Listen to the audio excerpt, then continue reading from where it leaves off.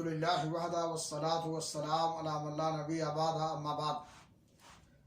ناظرین کرام، دروس سیرت میں آج کے درس کا عنوان ہے قرابت داروں میں تبلیغ۔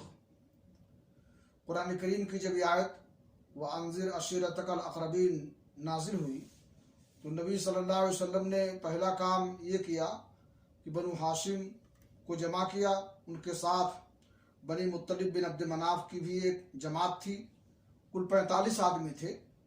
لیکن ابو لہب نے بات لپک لی اور بولا، دیکھو یہ تمہارے چچا اور چچیرے بھائی ہیں، بات کرو لیکن نادانی چھوڑ دو، اور یہ سمجھ لو کہ تمہارا خاندان سارے عرب سے مقابلے کتاب نہیں رکھتا، اور میں سب سے زیادہ حقدار ہوں کہ تمہیں پکڑ لوں، بس تمہارے لیے باپ کا خانوادہ ہی کافی ہے، اور اگر تم اپنی بات پر قائم رہے تو یہ بہت آسان ہوگا کہ قریش کے سارے قبائل تمہارے اوپر ٹوٹ پڑیں اور بقیہ عرب بھی ان کی امداد کریں۔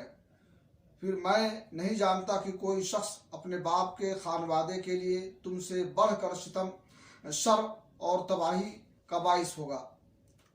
اس پر نبی اکرم صلی اللہ علیہ وسلم نے خاموشی اختیار کر لی اور یہیں سے مجلس برخاست ہو گئی۔